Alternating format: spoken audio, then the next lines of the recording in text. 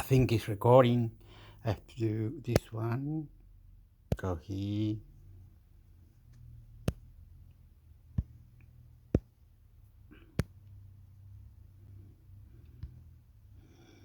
Oh, Inter 1, Porto 1, Leipzig 1, Manchester City 1.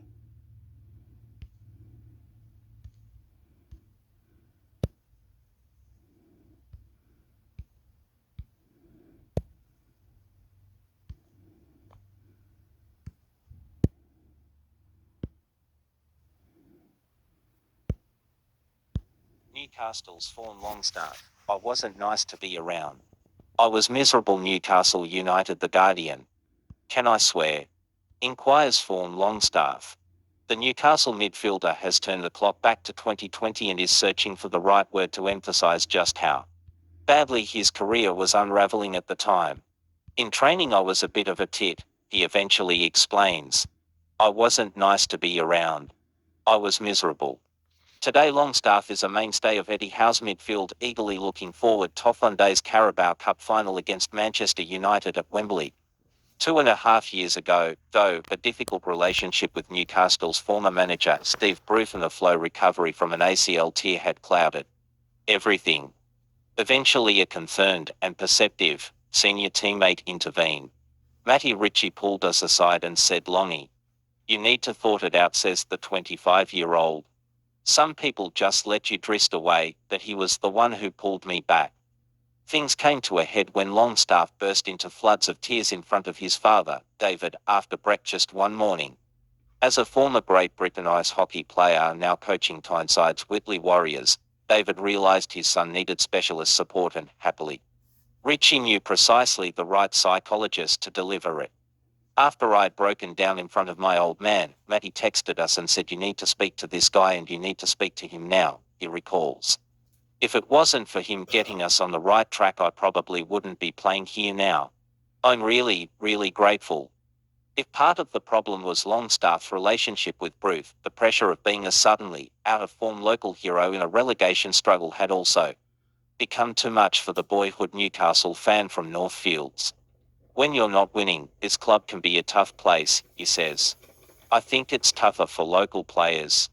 When you're good, the fans think you're Maradona and probably better than you are. Then, when you aren't doing so well, you get more stick than maybe some of the others because the fans relate to you more. People think you've got the best job in the world, but sometimes it can seem the toughest. But I'm out on the other side now. I've got a lot more perspective and there's no other place I'd rather play football. I'm a lot happier, I'm smiling a lot more and enjoying playing. It's not a grind to come into training every day. I now know it's just about trying to thought out the mind and keeping everything nice and calm. As he sits chatting in an indoor practice barn at Newcastle's suburban training ground, Longstaff speaks warmly about both Howe and Rafael Benitez, the manager who gave him his debut. Tellingly, a midfielder whose form under Benitez attracted a £20 in bid from Manchester United before that serious knee injury struck, never mentions Bruce by name. I try not to look back on that time, he says. I was a young lad, I hadn't played that many first-team games. I'd just done my knee and I was trying to come back. When Rafa was in I felt calm and comfortable, but then I was trying to race back to fitness and impress a new manager. If you're not fully fit, you don't do yourself justice. By the time Howe was installed by the club's new, wealthy, Saudi Arabian-led owners in November 2021, Longstaff's knee had fully healed, but the attendant mental scars still required repair. From the first day with the new manager, everything was different for me, explains a player Wojciech brother and fellow Newcastle midfielder, Matty, is sidelined by an ACL rupture. How improves you as a player and as a person, and he really does care about you. He's someone I'll be forever grateful to. He saved my Newcastle career.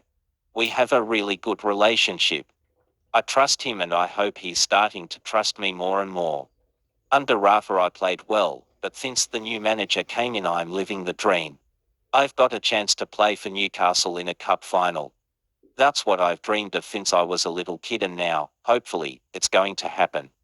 Longstaff played a big part in getting Newcastle to Wembley, not least by scoring 2 second-leg goals in the semi-final against Southampton. It was a major high, he says.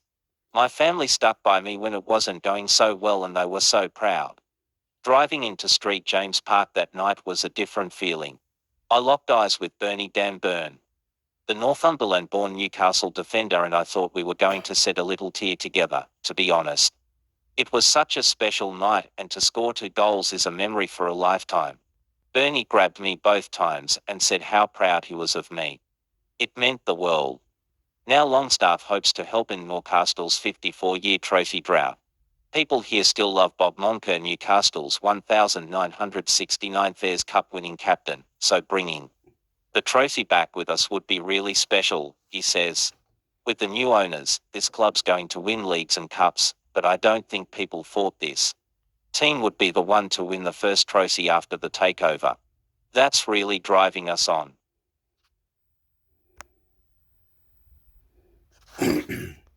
Wow, hope Newcastle is doing well. Football.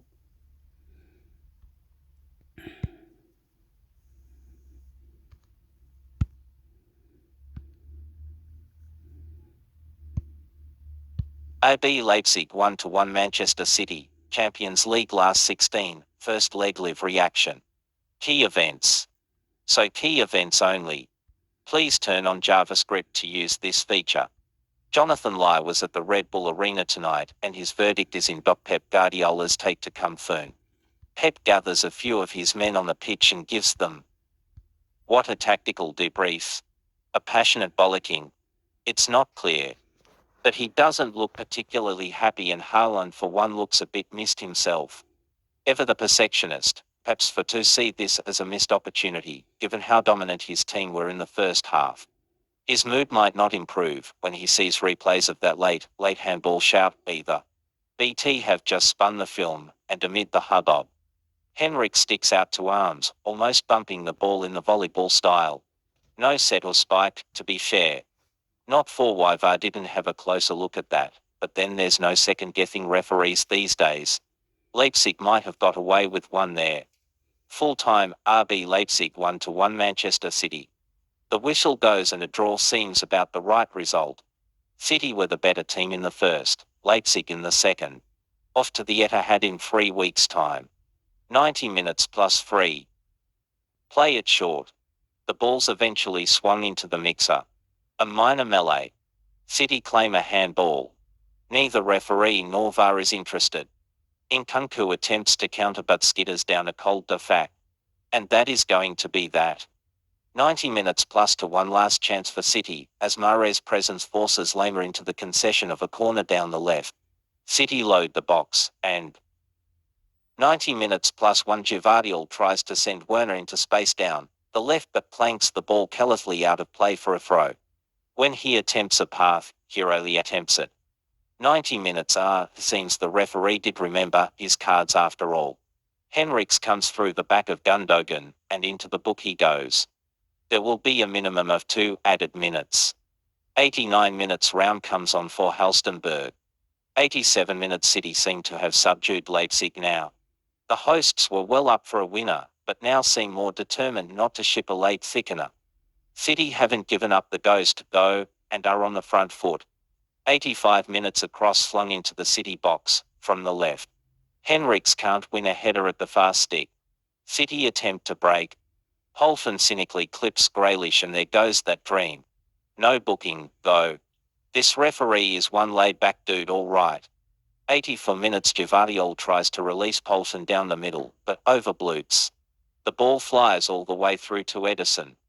A more considered path might have caused City some bother. 82 minutes Hector and Poulsen come on, for Andre Silva and Slidger. 81 minutes Mahrez catches Nkunku with a stud on the ankle. The referee, who has admittedly been laissez-faire all evening, doesn't do anything. It was mistimed rather than malicious, and probably not even worthy of a yellow card, but not even a free kick. Nkunku isn't happy. 79 minutes Grealish makes good down the left and crosses low, but Bernardo Silva can't get a shot away. Meanwhile, here's a health warning from Government Justin Kavanagh. Students taking exams and Sunday footballers take note, this Red Bull stuff takes at least 45 minutes to kick in. 77 minutes City slow things down with some of their sterile possession in the middle of the park. Smart game management by the English champions. 76 minutes This game is very open now. Leipzig are possibly of a mind that, in all probability, they need to win this leg if they're to make it through. So they're going for that precious second goal. Now it's City who are sitting back and waiting to pounce on the counter. 74 minutes City respond well to conceding the equaliser, though. Gundogan meets a low left wing cross on the edge of the Leipzig D, opens his body, and steers powerfully towards the bottom right. Blashwich sticks out a strong arm to save, pushing the ball away from danger just enough so Haaland can't follow in at the right-hand post. 72 minutes That's no more than Leipzig deserve. They must wish this version of themselves had turned up for the first half. Goal. Leipzig 1-1 Manchester City Gvardiol 70. Szoboszlai crosses from the right. Walker, under no pressure, concedes a corner. It's sent in from the left. It's pulled back to Szoboszlai who arrows a rising shot towards the top left. Ederson tips it around the post spectacularly. Another corner comes in. And City's defence is all over the show. The ball loops over Ederson, dies an egg. And Gvardiol is able to head home from a couple of yards. It had been coming. 68 minutes It's been all Leipzig for a while, so here comes Haaland in an attempt to do something about it. He tears after a long path and burns his way past Gvardiol down the inside right. He enters the box but drags an uncharacteristically weak effort across goal. And wide left. 67 minutes Werner nearly releases Andre Silva into the City box, with a fly-to-rule pass down the inside left channel. City swarm and clear. Leipzig continued to press. 66 minutes Leipzig need a goal, so he had to come on at some time. Here's their star man, Nkunku, replacing Forsberg. Nkunku, you'll recall, hit a hat-trick at the Etihad last season. He's got 17 goals already this season, despite missing a chunk of it through injury. 64 minutes Forsberg drives down the middle and flips the ball across to Henrichs on the right. Henrichs crosses low. 8 deflects away from danger. Henrichs has been a major feature of this game since coming on at the break. 63 minutes Andre Silva hip shakes down. The inside left channel bursts into the box and attempts to dink elegantly over Ederson from a tight angle. The keeper makes himself big to save well. Leipzig getting closer. 62 minutes Henrichs crosses from the right. Too high. Halstenberg returns it into the City box from the left. There's nobody there.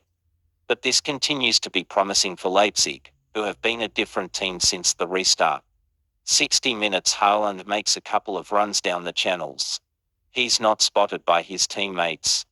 But the big man keeps on keeping on. 58 minutes That's got the crowd going as well, so City take the sting out of the game with some sterile domination in the middle of the park. Eventually they creep upfield, Grealish and Bernardo Silva working down the left. Haaland screams for the ball in the middle, but doesn't get it. 56 minutes Leipzig have woken up all right. Werner skedaddles down the left and cuts back from the byline. Ederson parries at his near post, batting the ball away from the lurking Forsberg. For the first time this evening, City are being asked a few questions. 55 minutes Leipzig create the chance of the match so far. Sluncher Fafe's in from the left and rolls infield for Szoboszlai, who spots Henrichs in acres to his right. He rolls a diagonal pass towards Henrichs, who enters the box one-on-one with Ederson. He sends his shot across the City keeper and inches wide of the bottom left corner, so close to an equaliser. 53 minutes a cross sent into the City box from the left. New man Henrichs wins a header, but can only send it harmlessly over the bar from 12 yards. Ederson had it covered. 52 minutes Ederson launches long. Haaland rises high to flick on a header for Mahrez, who lays off to Bernardo Silva. He can't worm his way into the box from the right flank, and the move breaks down. Still, it nearly came off. Pep goes reap. 50 minutes Gundogan bursts down the left, benefiting from Ake's hassling of Halstenberg. He reaches the byline and pulls back for Mahrez, whose shot can't make its way through a thicket of players in the 6-yard box. Leipzig clear their lines. 49 minutes Gvardiol nixes that early second half momentum by flaying a dismal path out of play under no pressure whatsoever. 48 minutes Leipzig have clearly been given the what for by coach Marco Rose. They're snapping into challenges now, getting right up in Manchester City's grill. Suja rolls a pass down the left for Halstenberg, who shuttles forward to Werner. The former Chelsea man enters the box but can't get a shot away. Still, that's a lot better from the hosts, who have finally turned up. 46 minutes an early second half touch for Haaland. That's only his 8th of the evening so far. Not ideal, but we know how this kind of thing so often ends. Leipzig get the second half underway. They've replaced Klostermann with Henrichs. I'm no tactical genius, but it will take a drastic change in approach by Leipzig to turn this around. Gatorade. Lacazette. Carabao.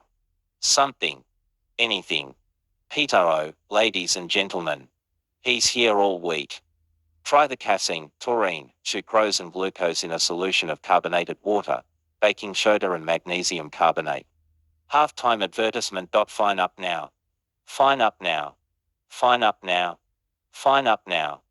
Halftime, RB Leipzig 0-1 Manchester City. The scoreline slatters the hosts. City have played very well. Red Bull by contrast have misplaced their wings. They'll need to find them for the second half. Quick smart. 45 minutes plus 1 Leipzig finally put Edison to work. Werner dribbles into the City box from the left, sizes up the scene. Then curls harmlessly towards the bottom right.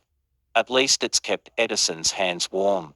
It would have been offside anyway. Still, that's better than nothing. Leipzig clearing a low bar.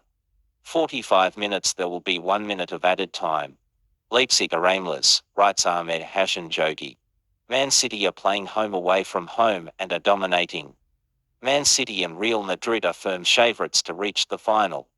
44 minutes Walker strolls past Andre Silva, who throws both arms over the City man's shoulder and drags him down. A free kick, but once again the referee isn't minded to flash a yellow card.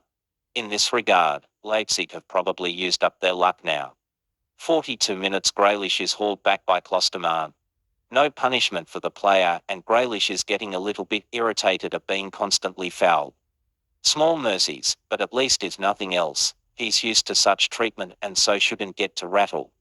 40 minutes Halstenberg hairs down the left. He's only got Werner in the box and sends in a cross about 20 feet over his head. A few moans from the home support now, who aren't getting much bang for their buck tonight. 39 minutes Jack is having a great game. Observes Nora Mulcahy. Indeed he is, and his determined dribble down the left wins another City corner. Rodri meets it again, sending another header wide right. 38 minutes Leipzig's no-show is costing them eyeballs all over the world. The punters are upping sticks. I'll keep following your updates, promises Joe Pearson of Indianapolis, but I'm switching to Inter vs Porto, where presumably both teams will actually be playing.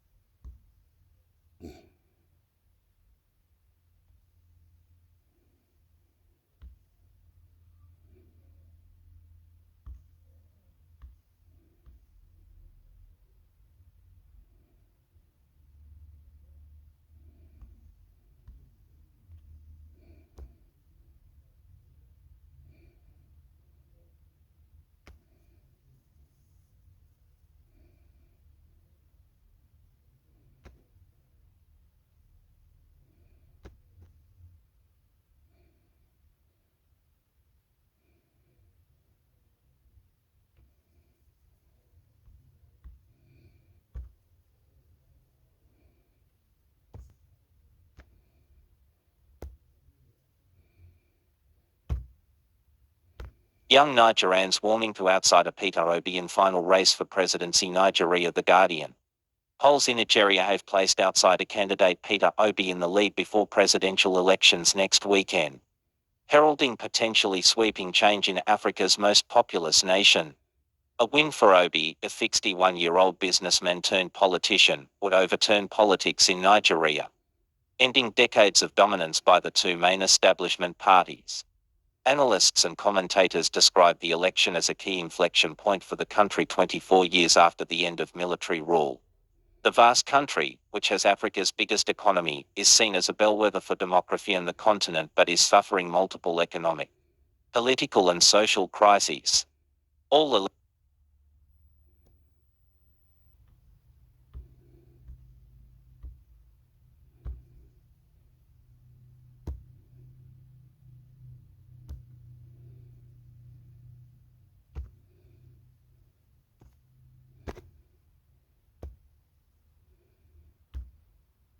The Guardian view on human rights in Russia, back the resistance, editorial The Guardian.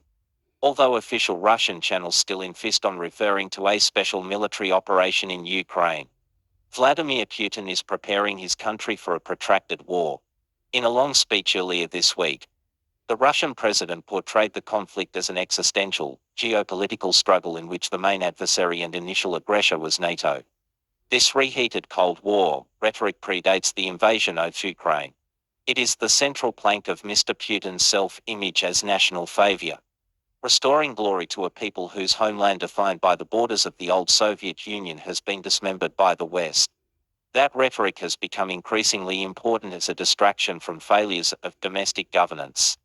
As the Russian economy has stagnated and living standards fallen, the imperative has been to whip up nationalist fervor via aggression against neighbors and cast dissenting opinion as treason. Last February's invasion was both a continuation of that pattern and a vast escalation. Failure to achieve a swift military victory turned an already authoritarian system more paranoid and vindictive, for fear that the supposed Kremlin mastermind would be exposed as a fraud. A report published on Wednesday by OVD-Info, a leading Russian human rights organization, documents the scale of repression since the war began.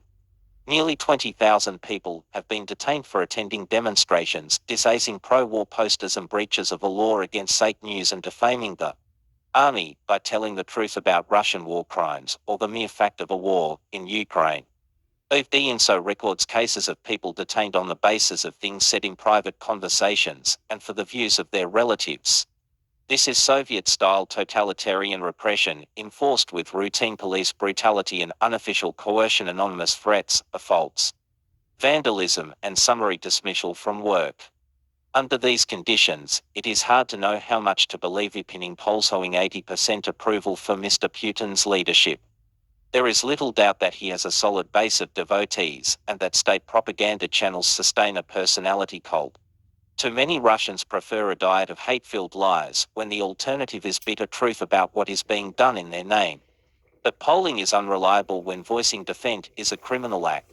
Independent analysts say there is an important swing constituency, people whose patriotic instinct is to see Russia prevail, but who wish the war had never started and doubt the president's judgment. Meanwhile, hundreds of thousands have fled abroad. A first wave, driven by horror at the invasion, was followed by a larger group dodging conscription. That depletes the numbers available for internal protest. But dissenters in exile also present an opportunity for Ukraine's allies. Western support for Kyiv has been focused on military hardware and financial aid. Pressure on the Kremlin is exerted via sanctions of limited efficacy. Little thought is given to what better government in Moscow is possible. Many fear that the answer is none, that the options are chaos or someone worse than Mr. Putin. That is a counsel of despair and a self-fulfilling prophecy. To give up hope of democracy ever returning is to condemn an already beleaguered civil society to death by slow suffocation. Human rights activists inside the country and in exile are doing heroic work nurturing the idea that Russia could be better than the place it has become under Mr. Putin. Ukraine will never know lasting security until the truth of Mr. Putin's murderous criminality is widely understood inside Russia itself.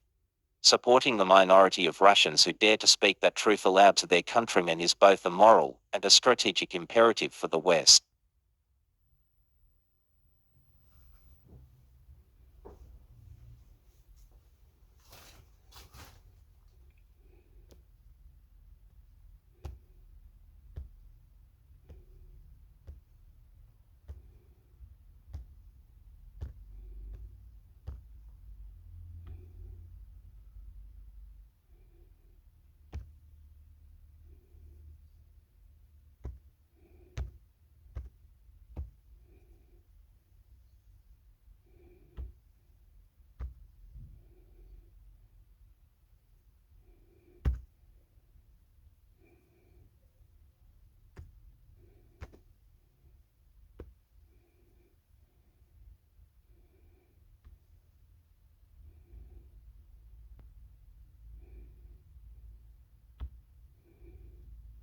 Another report states Chelsea are keen on Champions League winner to replace Graham Potter. Wanna football.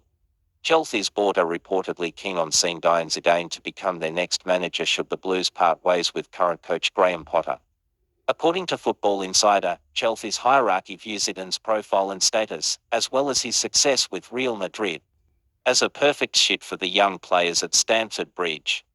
The West London club are building a very youthful squad with an eye on the future, and the Frenchman's coaching, matched with his status in the game, would be the perfect match to take them forward. Chelsea see Potter as a long-term appointment, but there is growing pressure on the Blues boss's results of late have been atrocious, with the English boss winning just 9 of his first 25 games. Chelsea like the idea of Zidane as the manager. More stories flash latest news. Another report states Chelsea are keen on Champions League winner to replace Graham Potter. February 22, 2023, 9:28 p.m. Manager snubbed Leeds as he is holding out for West Ham job. February 22, 2023, 9:21 p.m. Video, Darwin Núñez is bundled over but doesn't win a penalty. February 22, 2023, 9:02 p.m. This is the second report of the day, linking Zidane to Chelsea. Yesterday stated that Zidane has received an offer from Chelsea to become their new manager. Whether the former Real Madrid boss wants Chelsea's job is uncertain, as the Frenchman does not speak any English. The former midfielder's CV speaks for itself, and it is not hard to see why the Premier League giants want the 50-year-old. View publisher imprint.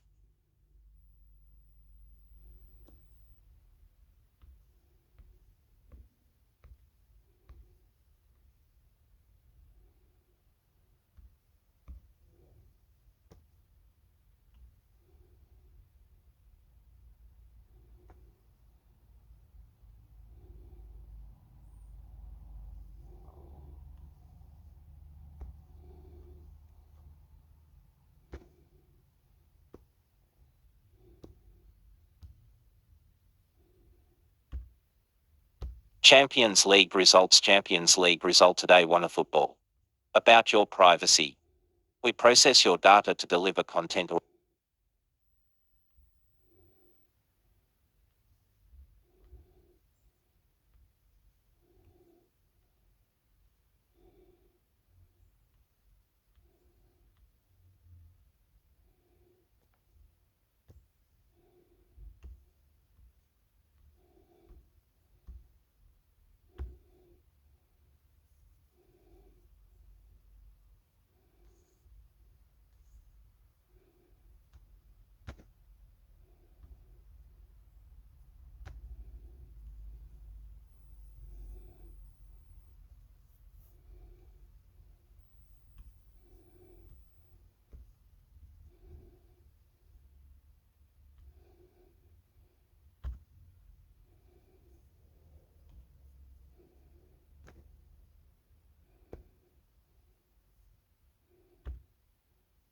Erik ten Hag lists lid on dinner meeting with Sir Alex Ferguson before Barcelona clash. Mirror Online.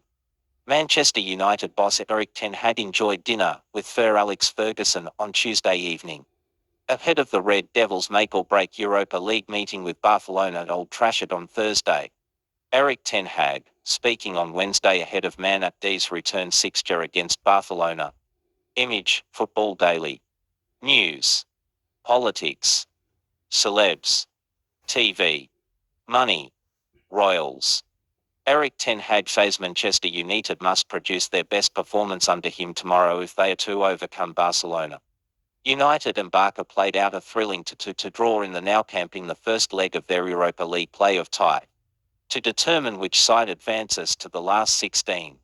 Ten Hag has called on his players to produce their best against Xavi's La Liga leaders if they are to continue their European journey and maintain their sight for glory on four fronts.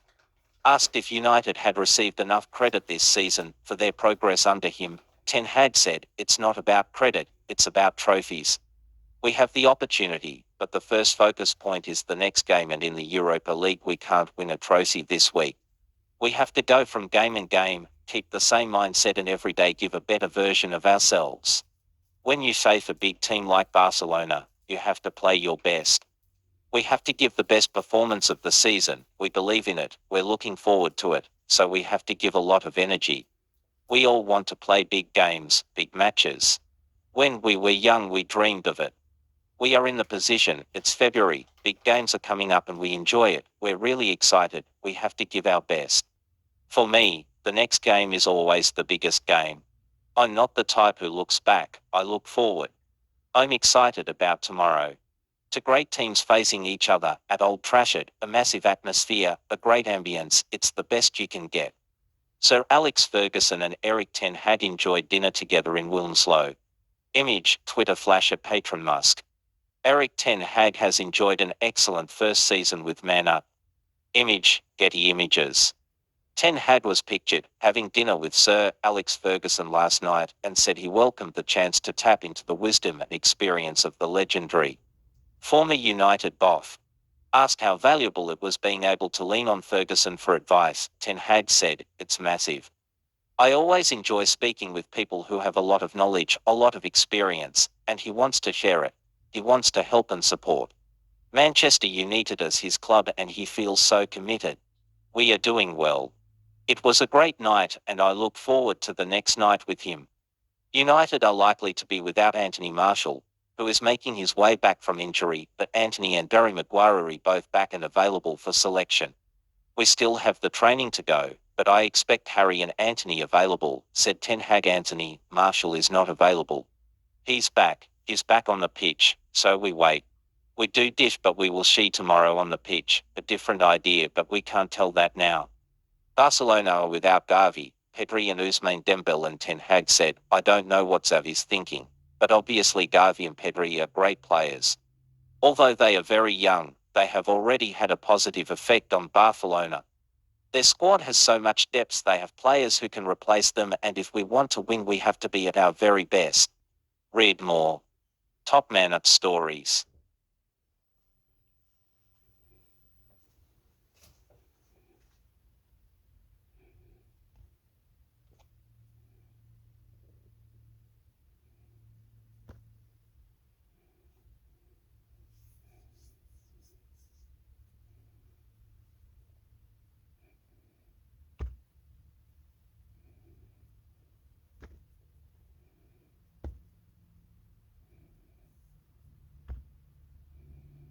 Five things noticed from Man Up training as Alejandro Garnacho shows a bold new look. Mirror Online.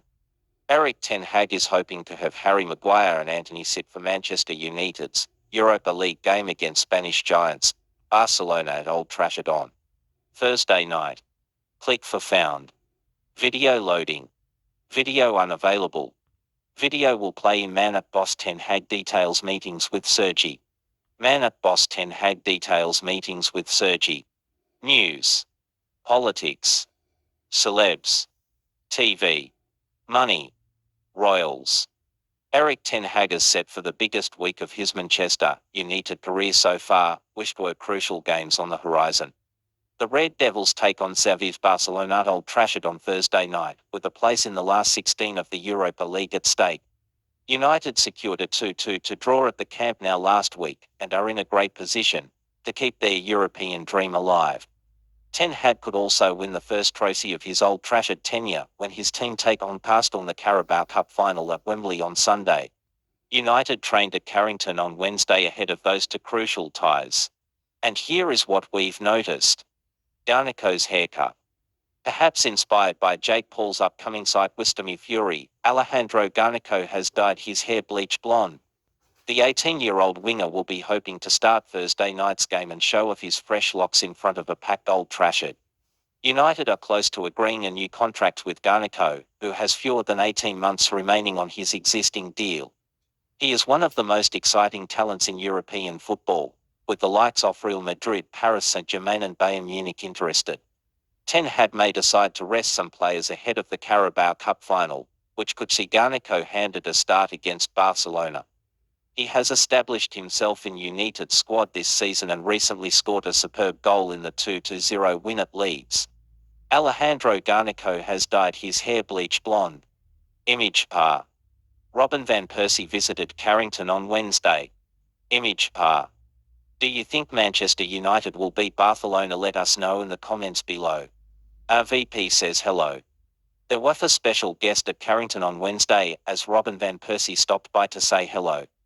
The Dutchman, who spent 3 seasons as a player at United, is currently the assistant manager at Feyenoord and has been linked with a similar job at Old Trafford. Van Persie was spotted talking to Wout Weghorst, who has scored just once in 10 games for United. Van Persie may have offered Ten Hag's side some wisdom after winning the Europa League with Feyenoord in May 2000 to back when it was called the UEFA Cup. "I'm really, totally excited about tomorrow," said Ten Hag during his pre-match press conference. 2 big great teams facing each other at Old Trafford. It will be a massive atmosphere, a great ambience. I think it's the best you can get. Anthony and Maguire return. Anthony and Harry Maguire are back in training. Image par. Anthony is expected to feature on Thursday night after recovering from a leg injury. The Brazilian missed United's last 4 games but has returned to training. He is under pressure to delivery after scoring just 5 goals since his £85 million move from Ajax last summer. United captain Harry Maguire also missed the team's 3-0 Premier League win against Ulster last Sunday, but was spotted in training.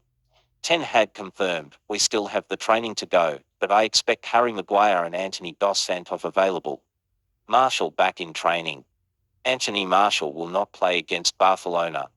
Image par, don't miss. Anthony Martial has missed large chunks of this season due to injury and has not featured in the Premier League since United's 3-1 win against local rivals Manchester City in January. Yet the France international was spotted training on his own on Wednesday. Ten Hag has confirmed Martial will not be available for the Barcelona game, although he is making progress in his recovery. The Dutchman added, "Anthony Martial is not available. He's back on the pitch, not back in the team training, so we wait for that." Casemiro back for good. Casemiro has completed his 3-match domestic suspension. Image par. Casemiro did feature at the Camp Nou last Thursday but has missed United's last 3 Premier League games due to suspension after being sent off against Crystal Palace earlier this month. The midfielder is expected to start against Barcelona and Newcastle. "I think it's been quite obvious to see how important Casemiro is to the team when he's not been playing," Luke Forrest week. "For us as defenders, he gives us that feeling that we know there's a lot of security, especially because of his positioning, where he always is. He loves to win the ball back and tackle. We always say to him that he likes to give the ball away so he can go and win it back. I think he's an extremely important player for us, and I'm very happy to have him back. Because, like I said, he's been a big miss for us." Read more. Top Man Up Stories.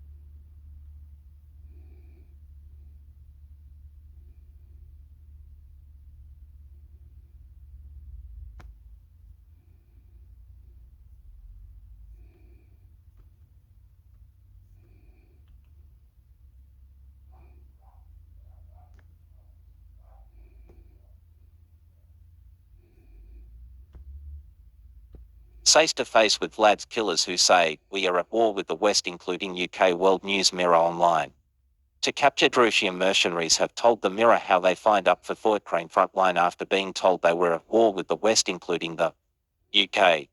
Both hardened Wagner Group fighters, a convicted killer and a thug jailed for brawling, were recruited whilst behind bars by one of Russian President Putin's top aides. They find up after Yevgeny Prigozhin, dubbed Putin's Ses, flew to their jails by helicopter and promised them a clean sheet and 200,000 rubles a month. And today they told how they were thrown into the horrors of war, seeing comrades slaughtered as worthless cannon solder ahead of the Russian army. One even admitted he had killed Ukrainian soldiers, but did not know how many, and claimed notorious Wagner Group fighters were at the front of every battle. Anatoly fought with the Wagner Russian paramilitary group before being captured by Ukrainian forces. Image, Rowan Griffiths / Daily Mirror. Their chilling accounts, revealed in an exclusive interview to the Daily Mirror, were secured after negotiations with Ukraine's authorities, ahead of Friday's one-year invasion anniversary. It is believed to be the first time a British newspaper has interviewed captured Wagner Group prisoners. Both men were clad in balaclavas for their own safety, as their Ukrainian captors agreed to protect their anonymity in case they are killed if they are ever released. Convicted murderer Victor, a married father of two from Stavropolsky region in Kavkaz, southeast Russia, was jailed for stabbing a Chechen to death in a club brawl. Already in his ninth year of a 20-year sentence, he joined Wagner Group after the organization's founder, Bond-style villain Prigozhin, helicoptered into his penal colony prison to recruit fighters. Daily Mirror defense editor Chris Hughes interviewed the captives at a secret location in Ukraine. Image, Rowan Griffiths / Daily Mirror. The cold-eyed 32-year-old told the Daily Mirror, "We were told other countries were involved in the war in Ukraine, including Britain, and that we were defending Russia against foreign terrorists. We were told we would not be fighting civilians, but fascists and soldiers from other countries. I had killed a man and was in the ninth year of my sentence. He was in a group of Muslims, Chechens, in a club, and a fight with knives started. I killed him.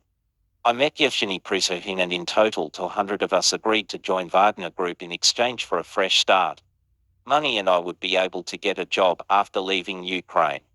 With a criminal record, I would not get a job, and I felt I had no choice, even though it took a week for me to decide to join Wagner."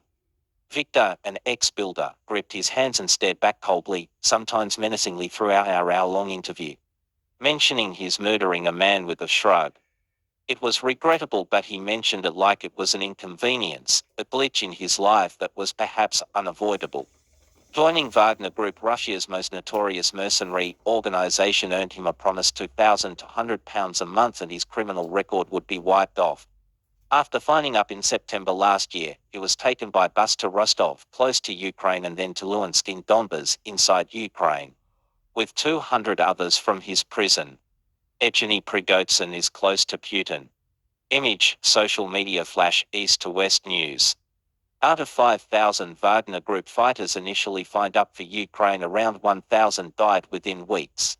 Eventually, it is suspected as many as 50,000 were sent. They underwent 6 weeks very tough training with assault rifles, machine guns, mines, rocket-propelled grenades, and some with sniper rifles. After training, they were sent into battle in assault squads, quickly realizing they were being lied to. He recalled, "I was nervous, yes. I did not know where I would be sent to, and even now my family do not know I joined the Wagner Group. We'd be sent in groups of 15 against what they said were just 10 Ukrainian soldiers, then we'd discover there were up to 40 Ukrainians. In the first battle, a sniper was shooting, injuring our men, then he killed 2. It was my first time, and I saw someone lose a leg." Even Victor's experience in one of Russia's strict regime penal colonies with its daily knife sights, beating, and even murders did not prepare him for war. He said, "It was very frightening. I saw arms and legs being shot off in battles. It was horrible and shocking. More than 1,000 of us were killed." Victor has also been captured by Ukraine.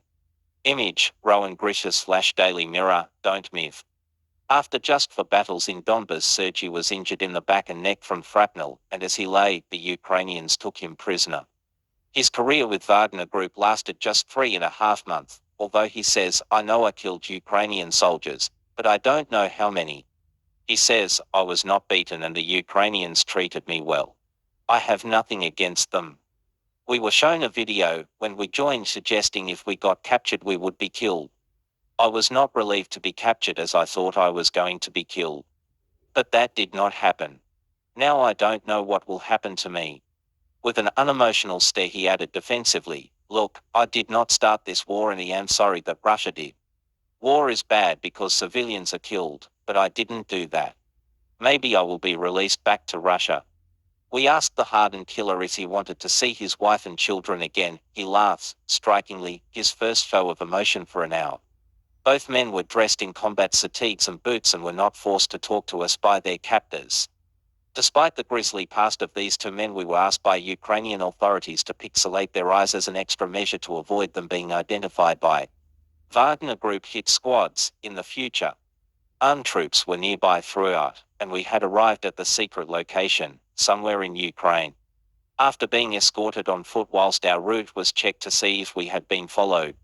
Wagner Group is Russia's most notorious mercenary organization. Image, Rowan Griffiths, /Daily Mirror. Co-mechanic Anatoly, 26, is from Samara, Central Russia, and is also a married father. He had 18 months left on his 3 years and 6-month sentence for brawling when Prigozhin flew into his prison, looking for recruits. Prigozhin, who has also served 9 months behind bars for crimes, gained a fortune by catering for Putin's big Kremlin social events. Asked if he spoke to Prigozhin, Anatoly says, yes, I met him. He's a serious man. I signed up for Wagner and everyone makes his own decisions. I had no idea where I was going, but I understood we would fight in Ukraine. And with startling pride, he breathed in and said, I discovered there is a difference between the Wagner Group and the regular army. We were doing full-scale attacks, and I was in 5 big battles, and Wagner Group was always ahead of the army. Anatoly was captured by Ukrainian forces after he and his Wagner comrades were sent into a battle against Kyiv's forces in Donbas. And he too discovered Wagner fighters were being sent in vastly outclassed by Ukrainian forces in terms of military tactics. He said, first a sniper killed 10 of my fellow troops. Another guy was injured and I gave him first aid. Eventually I was alone, pinned down by Ukrainian forces. Wagner Group sent in another detachment of 10 men and the sniper killed 5 of them.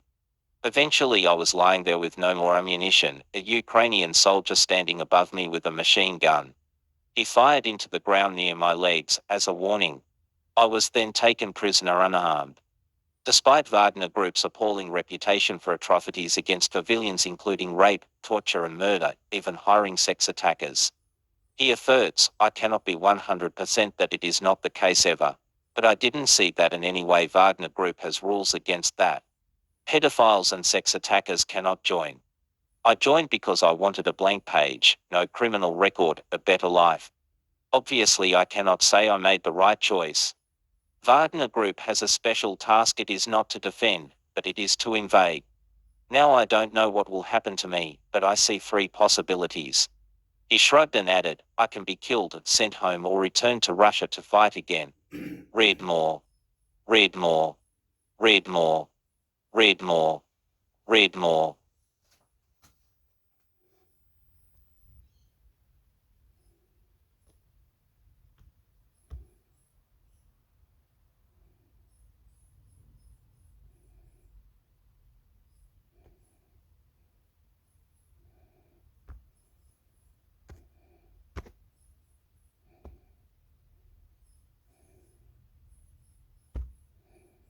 Chris Hughes, Mirror Online. News. Politics. Football. Celebs. TV. Money. Royals.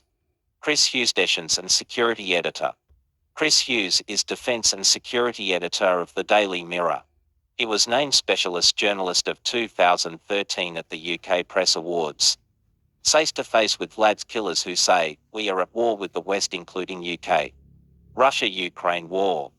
Return to Kyiv after year of hell as unbroken Ukrainians vow to stand fast. Russia-Ukraine war. UK businessman loses 50 relatives in Turkey's earthquake as death toll tops 40,000 video. Turkey and Syria earthquake. Vladimir Putin pulls Wagner Group troops from Ukraine as Kremlin fears coup. Russia-Ukraine war. Team pulled from Turkey earthquake rubble after 94 hours drank own urine to survive. Earthquake. Russia launches spring offensive as bombers, drones and rockets attack Ukrainian targets. Russia-Ukraine war. Boy, 3, pulled from rubble in Turkey after 82 hours entombed under collapsed building. Turkey and Syria earthquake. President Zelensky's huge ask for fighter jets could cause problems for UK government. Volodymyr Zelensky. Baby born in rubble of fiery earthquake brings gift of life amid death and destruction. Earthquake. Vladimir Putin to force unemployed Russian men into fighting in brutal Ukraine war. Vladimir Putin. Turkey and Syria earthquake, death toll surges to 5,000 as third tremor hits. Earthquake. Ukraine claims it's killed 130,000 Russian troops in year since Vladimir Putin invaded. Russia-Ukraine war. Deluded Vladimir Putin believes he will win war as 300,000 recruits, ready for action. Vladimir Putin. Vladimir Putin has lost half of Russia's elite airborne troops in botched Ukraine war. Vladimir Putin. Russian mercenary says soldiers refusing to sight a shot and thrown into grave video. Russia-Ukraine war. Russia's notorious Wagner group secretly develops swarm drones in deal with Chinese spies. Russia. Vladimir Putin now fighting war against the West after barbaric attacks provoke tanks deal. Vladimir Putin. Race against time to get tanks to Ukraine before Europe engulfed in war with Russia. Russia-Ukraine war. World united against evil as UK, US and Germany throw military might behind Ukraine video. Russia-Ukraine war. Russia installs anti-aircraft missiles on key Moscow buildings in sabotage shears. Russia-Ukraine war. Russia unveils Mad Max-style armored killing machine, dubbed the Wagner wagon. Russia-Ukraine war. Russia brags Poseidon nuclear tsunami torpedoes could plunge UK into depths of Fivido. Russia-Ukraine war. Rishi Sunak confirms UK will send Challenger to tanks rolling into battle in Ukraine. Rishi Sunak. Russian troops waging ferocious battle in Ukraine as Vladimir Putin refuzzles General Fedor. Russia-Ukraine war. 1, 2, 3, 4, 5.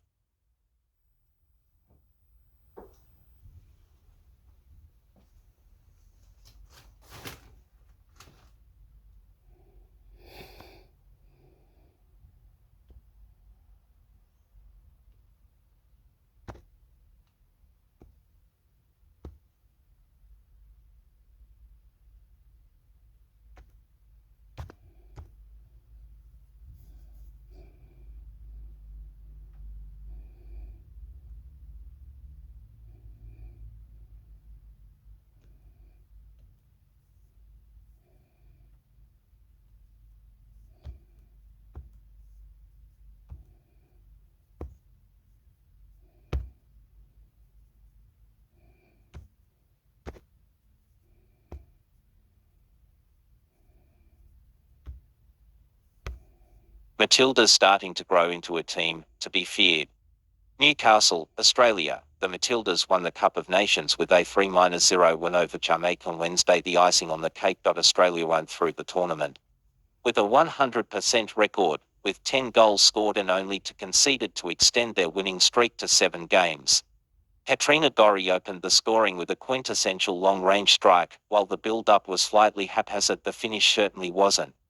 The introduction of Alex Chidiac and Charlie Grant injected new life into the Matildas at half-time, and Chidiac in particular made the most of her extended playing time, adding the Matildas' second. Grant played through Gorry, who cut it back for Chidiac to smash home. Caitlin Ford continued her rich vein of scoring form, adding goal number 3 to the scoresheet.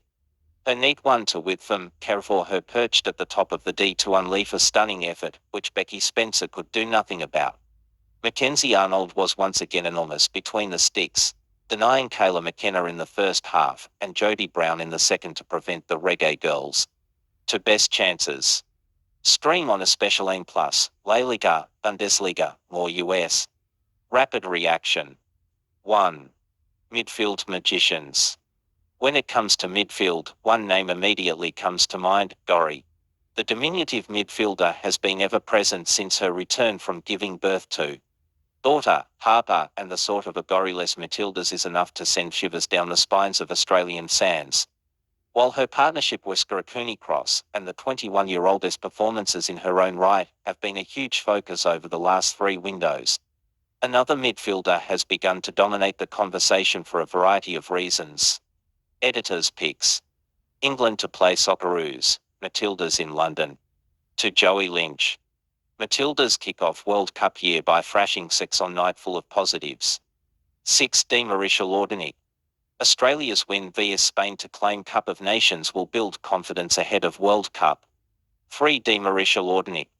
Chidiac was once again charged with the game-changer role and in combination with Grant, played it to perfection. In the 3 games this tournament, the feeling has been the same: when Chidiac comes on, things are going to change for the better. There was a desire among fans to see her start in this final game against Jamaica, something the player obviously shared. "I'm not going to lie, I'm definitely pushing for that starting spot," she told media post-match. But followed it with the cliched response of doing what was right for the team. Her coach's answer on her continued use of the bench was more telling. "Chids deserves to start based on performance," boss Tony Gustafson explained. "We all agree on that in here. It doesn't mean she should start. You know, what's best for the game?" We felt that maybe that Chids could come in between lines and unlock things, which she did brilliantly. Chidiac has almost become a victim of being too good at her job. Her Energizer Bunny output on the pitch is a handful for opposition players who already have a half or more in the legs. But the admission that she is good enough to start feels like one Gustafson will need to reward eventually. 2. 1/2 is all it takes. The theme of Australia's Cup of Nations campaign has been pretty evident: play one convincing half of football, and one less convincing half of football. Gustafson has offered an explanation for this, saying that the tournament nature of this window was the best chance the team had to replicate World Cup conditions. That meant being able to practice game management and change things in the middle of a game to reflect the scenario at hand. Not everything worked, but a lot of things did, and it's a far cry from where the Gustafson era started. Women's World Cup bracket and fixtures schedule.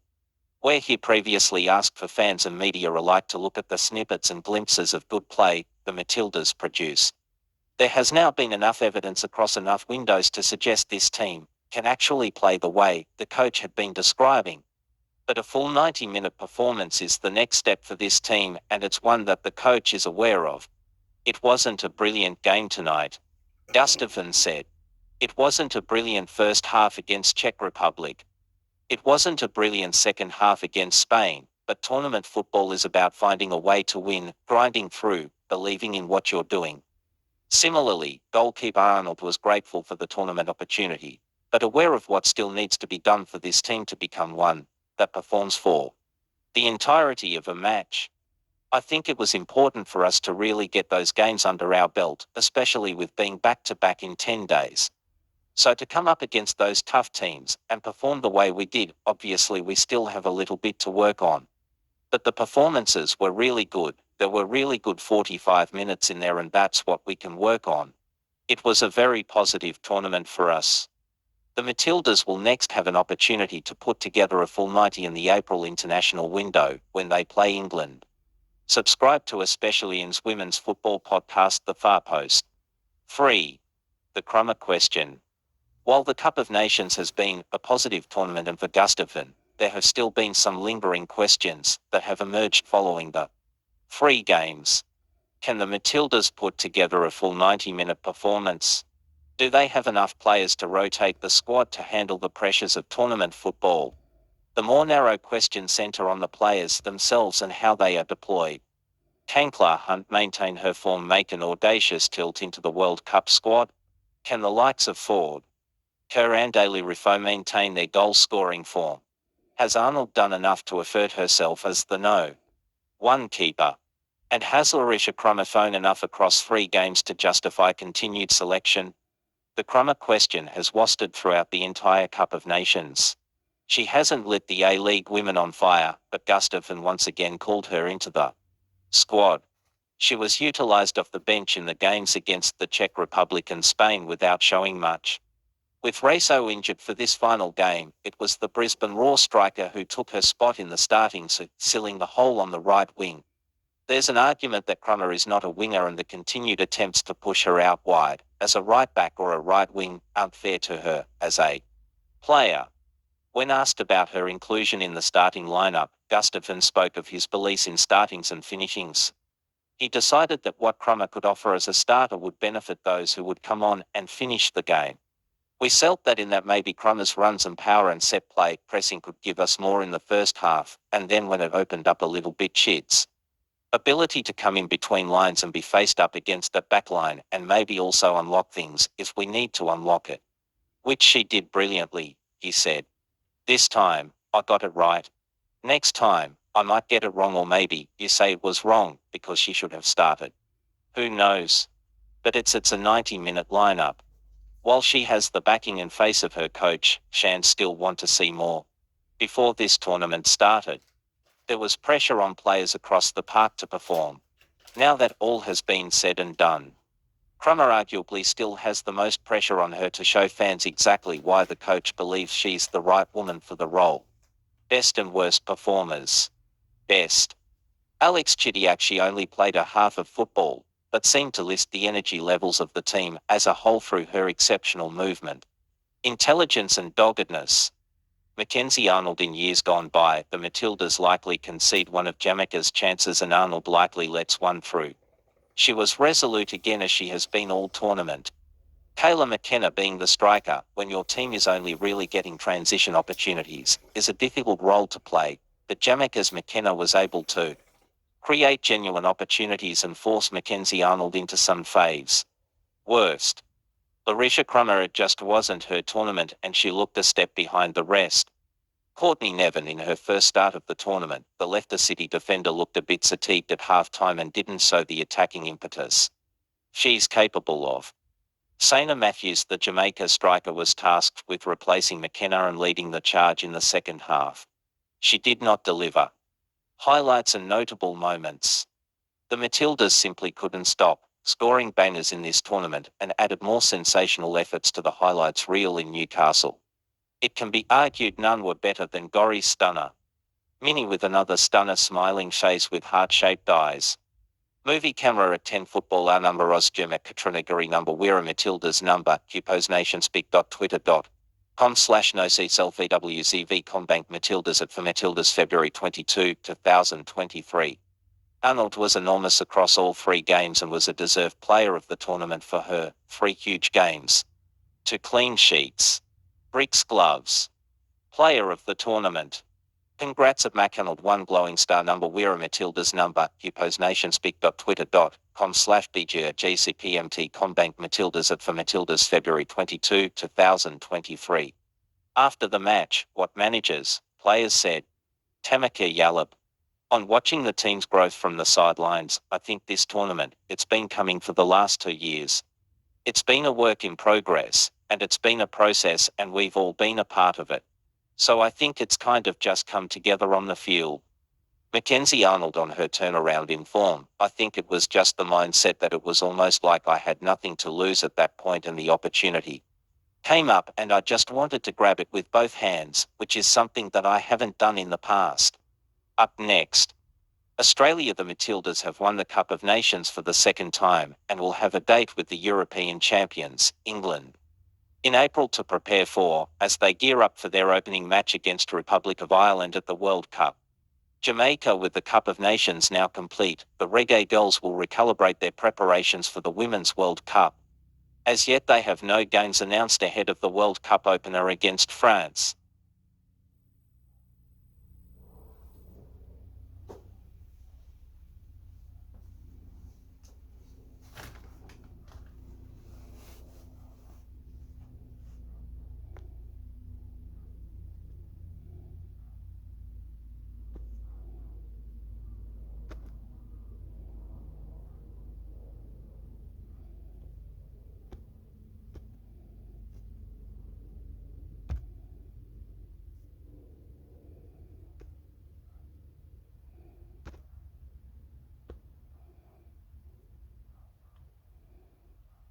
Real Madrid midfield issues. How to replace Modric, Kroos.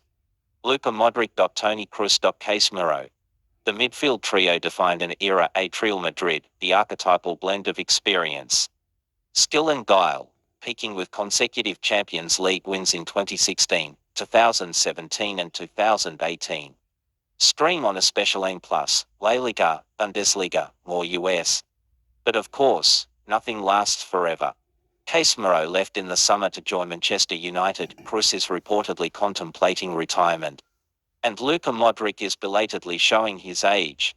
Kroos, 33 years old, and Modric, 37, are now having to battle the next generation of midfielders minus Aurelian Tchouaméni, 23, Eduardo Camavinga, 20, Federico Valverde, 24, and a resurgent Dani Ceballos, 26, for a place in Madrid startings.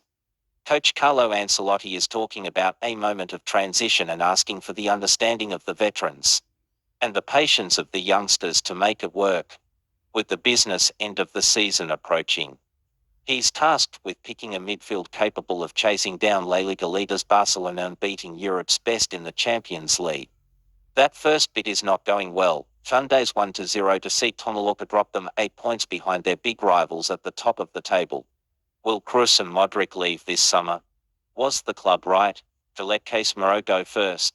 Can Tchouaméni and Camavinga live up to their predecessors? And where would top transfer target Jude Bellingham fit in if he arrives at the Bernabeu this summer? Here's a look at the evolution of Real Madrid's midfield, the engine room to the club's decade of success.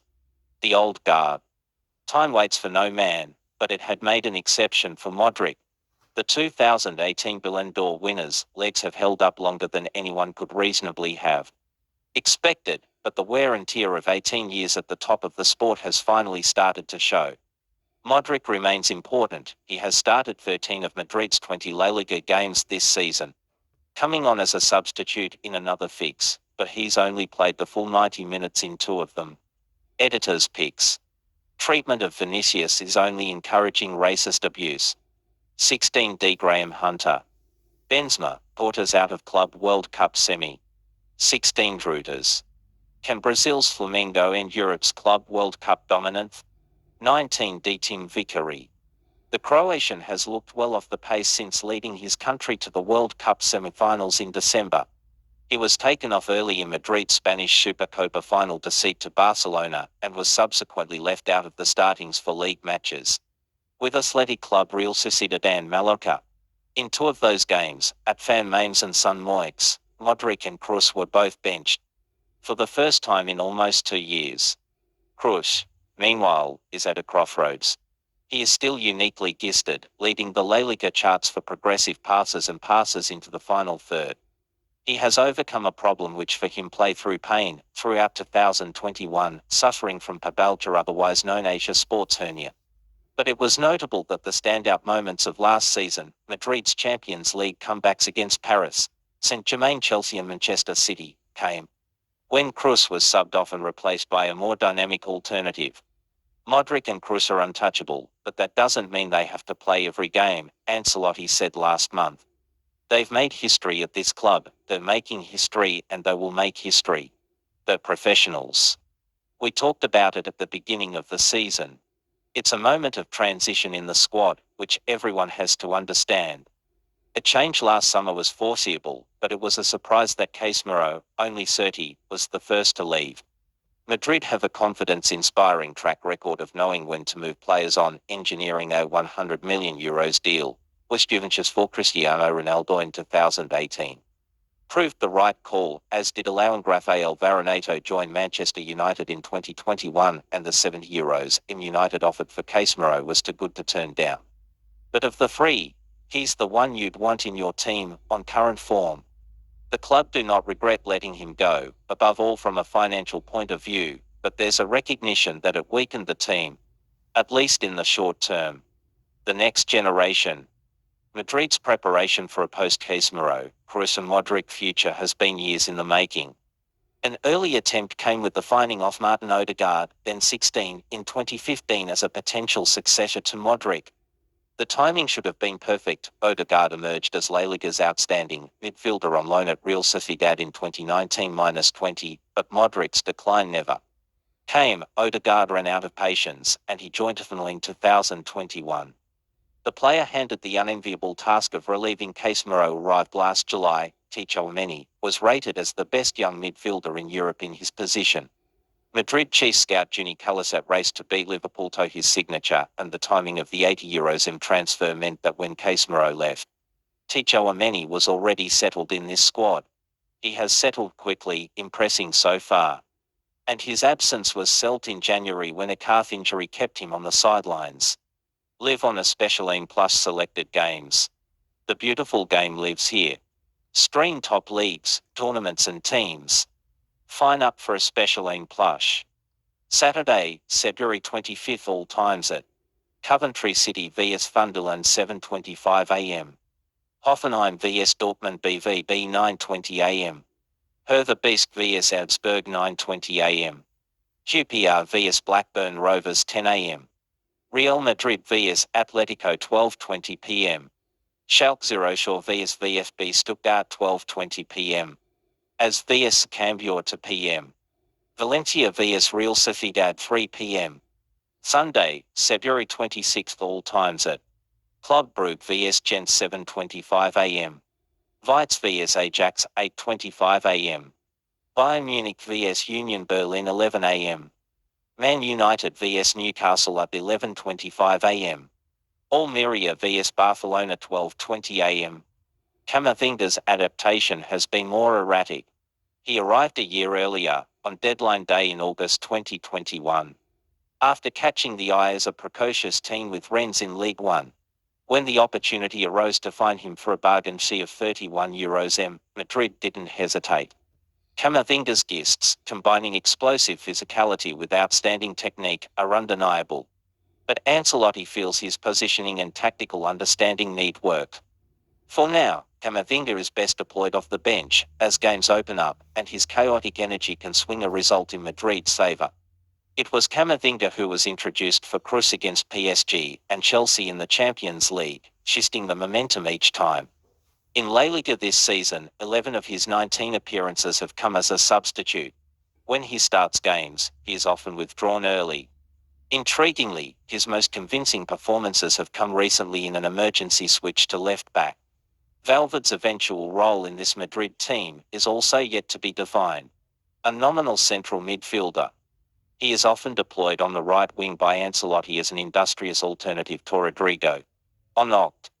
16, when Kroos tweeted said Valverde top 3 in the world right now, it was hard to disagree. Valverde had just scored a trademark outside-the-box screamer against Barcelona in El Clasico, followed by goals against Orchian Filas that same week. However, he's failed to score in 9 straight league appearances since, seemingly stuck in a post-World Cup flump. A player who has forced his way into the conversation through sheer personality is Ceballos. Find in 2017, Ceballos never convinced as a Madrid player until the last few weeks. A match-winning display off the bench against Villarreal in the Copa del Rey on Jan.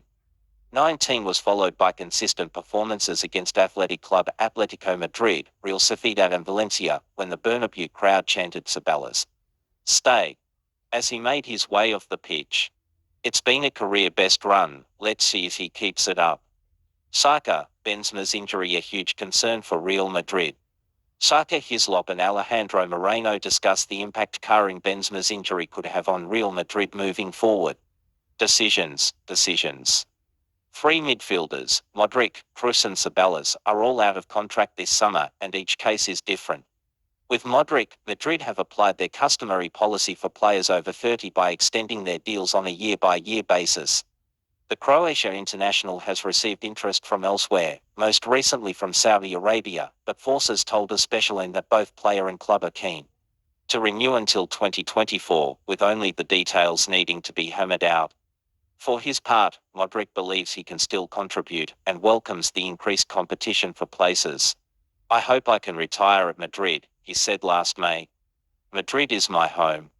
Kroos' future depends on him alone. He has spoken with refreshing honesty about the choice he is mulling over, carry on for another year or take an early retirement at 33. Even I don't know what's going to happen, Kroos said in November. I won't change clubs. I'll retire here. The only thing I don't know is when. We'll talk about it in January, February or March. Don't get nervous, because I'm not. Forces told a special end that the club would love Kroos to stay, and they are awaiting his decision. The Ceballos situation has changed radically, with his stock rising as his form has improved. Madrid had no plans to offer a new deal, but Forces told a special end that while no final decision has yet been taken, a contract offer, a relatively affordable one, is now likely. The suggestion that Ceballos could help replace Modric no longer seems absurd. He has a lot of the characteristics that Modric has, Ancelotti said last week. He likes to have the ball. He's very intelligent, very smart tactically. He has a lot of personality. Could he replace Modric? I'd say yes. Tchouaméni's position as the only specialist defensive midfielder in the squad means his future role is clear. And Madrid remain confident that Camavinga will overcome his growing pains to become an elite box-to-box midfielder. If Ceballos is now a candidate to compete for a spot, the club's preference would be to bring in Europe's most sought-after teenage midfield talent to play alongside them. Bellingham, 19, has been identified as Madrid's priority summer signing, with the necessary qualities to complement Tchouaméni and Camavinga. Madrid will view a fee of over €100 million as reasonable and have a strong working relationship with Bellingham's club Borussia Dortmund in their favour. But they are aware that competition will be fierce, with Manchester City and Liverpool able to offer the kind of financial package that Madrid would be unwilling to match. The challenge facing Carlo Ancelotti this season is considerable, managing a team in transition at a club where transitional seasons are not permitted. And trophies today, not yesterday or tomorrow, are the only accepted currency. There are few coaches who would back to bench players of the stature of Modric and Kroos, develop talents like Tchouaméni and Camavinga and keep outsiders like Ceballos on board, or while maintaining squad morale and competing on multiple fronts. Ancelotti is one of them. With the Club World Cup this week, the return of the Champions League and a Copa del Rey semi-final with Barcelona to come, as well as overhauling an 8-point deficit in La Liga, illustrates the scale of the task at hand. In the end, Madrid's success or failure over the next 3 months will be determined by Ancelotti's ability to finesse the changeover from one generation to another, ahead of what could be a more seismic shift this summer.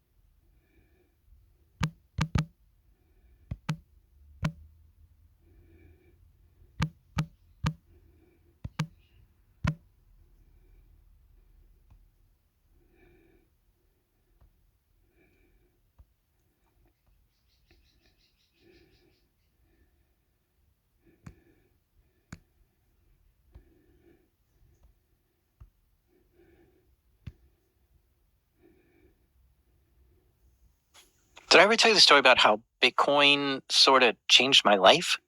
Okay, it started in 2014. I just started working with law enforcement to find ways to think that they might be. I'm sorry to even say this out loud. It's not fun to talk about. To see the abuse of these children. I mean, these are in many cases infants and toddlers. I'm sorry to even say this out loud. It's not fun to talk about that are being abused in these videos, and they are,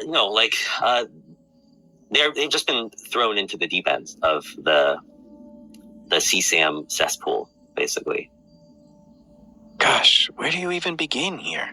I mean, just imagine you're a federal agent and you just opened the door to a room and found hundreds of people committing crimes everywhere you look. Rape, child abuse, and people buying and selling it. Who do you arrest first? The real crimes that are happening are like the hands-on abuse and recording of abuse of children by people around the world. And that is like just as serious a crime. And in fact, there are like kids' lives at stake. Is hosted. Oh, to make that connection for the investigators must have felt like a punch in the gut. But at the same time... Hey friends, how you getting on? Convinced that that he was stealing from them, because we had to stop some of the refueling or the resupply because of political things that were going up and down. And I flew into Puerto Lempiria.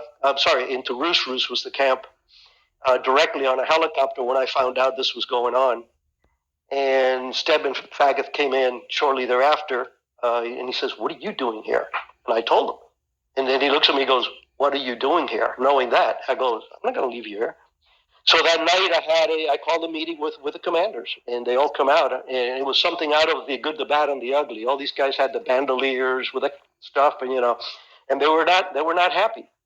I was there by myself. I had a Browning 9mm. What do you do with a Browning 9mm against 600 guys, right? But I had credibility with that.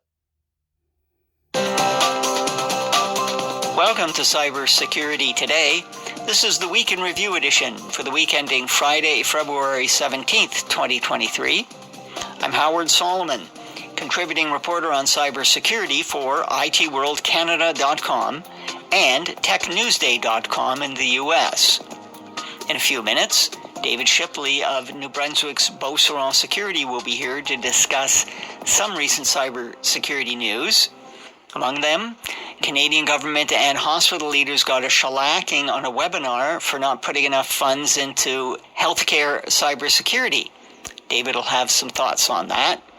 He'll also talk about the compromise of the Go Anywhere MFT managed file transfer service and why corporate managers and IT staff don't communicate very well.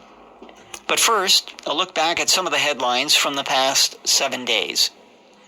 A variant of the Mirai botnet is being used to infect a number of internet-connected devices with old and unpatched vulnerabilities. These include Atlassian's Confluence Collaboration Suite, the free PBX Telephony Management Suite, the Mitel AWC audio conferencing platform, the Draytech Vigor router, surveillance cameras, and more. According to researchers at Palo Alto Networks, infected devices create a new botnet for spreading malware or to launch denial-of-service attacks. These devices are being compromised by brute force credential attacks. IT administrators of any device that connects to the internet must make sure they have secure passwords. Attackers are still exploiting unpatched versions of Windows Exchange, according to researchers at Morphosec. The latest campaign installs crypto mining software on computers. By stealing computer power, attackers get to mine for cryptocurrency faster, and they also slow computers from doing company business. IT departments that for some reason haven't installed 2-year-old patches to close the Exchange vulnerabilities need to scan systems for compromise and then install the patches. Atlassian is the latest company to be victim of the successful cyber attack on an outside service provider. According to Cyberscoop, Atlassian acknowledged that the theft of company data held by a service called Envoy. Envoy is used to coordinate in-office resources. A hacking group called SiegeSec posted what appears to be names and email addresses of Atlassian employees. Atlassian makes the Confluence, Jira, and Trello project management and collaboration suites. The company says no customer data was stolen. Washington is bringing its talent together to better protect American technology.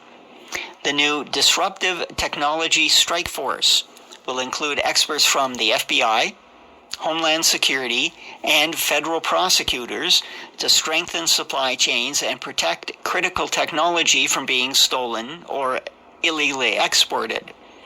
This includes knowledge about supercomputers, quantum computers, artificial intelligence, advanced manufacturing, and biosciences. And a Russian was convicted this week by a Boston jury for his part in a scam that used inside knowledge of the finances of publicly traded companies to get rich. The man and other co-conspirators hacked into and stole about-to-be-published earnings information of companies from 2 corporate filing firms. How did they do it? by stealing the employees' passwords. It's alleged the group netted $90 million. The man, who was arrested in Switzerland and extradited to the U.S., will be sentenced in May. His alleged accomplices are still at large.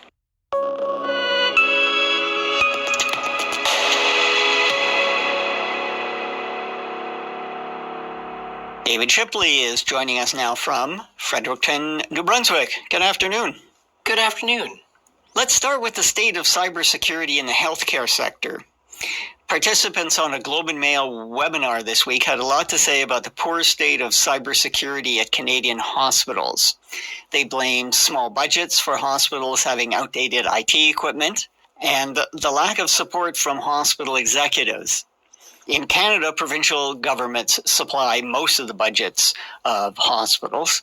COVID didn't help, the panelists said, because hospitals had to scramble to buy solutions in the short term so that administrative staff could work from home. That opens up cybersecurity risk. David, who's to blame? I'm going to be controversial and say we are. And what do I mean by that? I mean, those of us in Canada that consistently picture healthcare as being doctors, nurses, and sometimes allied healthcare workers, i.e. the people that do the job. And they are incredibly important. But if our conversation consistently is about lack of doctors, nurses, or staff, and not about the tools that they need to enable them, we miss the story. And the one silver lining to all of these IT disasters and ransomware incidents to hospitals is that they have categorically demonstrated the value of IT. When you don't have IT working properly in a modern Canadian or American hospital, your capacity is reduced by 75 to 90%. That's massive. And so we know that. That's fact. That's a law of IT physics now in hospitals. Yet we consistently underinvest, not just in security tools, because this isn't just a story about not having antivirus or SOCs or all these things, but even in the basics. The patient record systems are massively outdated. They are not modernized. As you and I have talked about in the past, in numerous breaches, they don't even necessarily have encryption enabled on them. We are in a healthcare IT code red, and it still can't get the attention of policymakers. And why? Because we're not taking it seriously as Canadians, talking to them about it. Well, the federal government has just offered billions of dollars to the provinces and territories for healthcare. Some of it can go to modernizing IT systems, but to my knowledge, none of it is dedicated to cyber. That doesn't mean that upgrading systems and policies won't be cyber related. So there's that huge chunk of money that we've been talking about in Canada in the past week, and no conversation about that relating to cyber. The other thing is, I can't help but notice that Newfoundland, Nova Scotia, and New Brunswick, to name three of the smaller provinces in Canada, all have budget surpluses.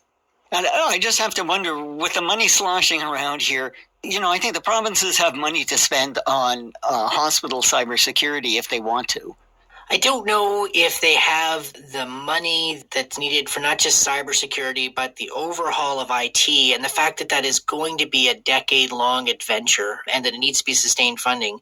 In the picture of New Brunswick, what's important about that context is this is also a province that their debt has doubled in the last decade. So this is, where I live, and we have, for our entire history of our province, we racked up about $8 billion in debt.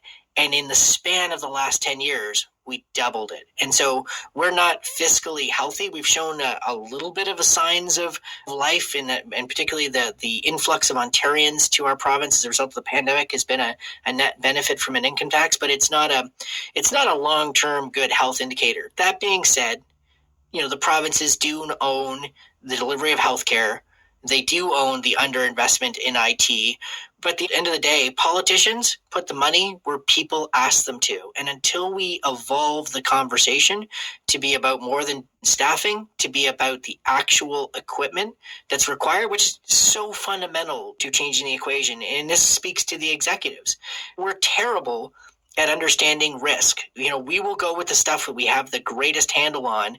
And until the eruption of ransomware gangs into healthcare, which is poised to get even worse now that North Korea is getting more serious about it.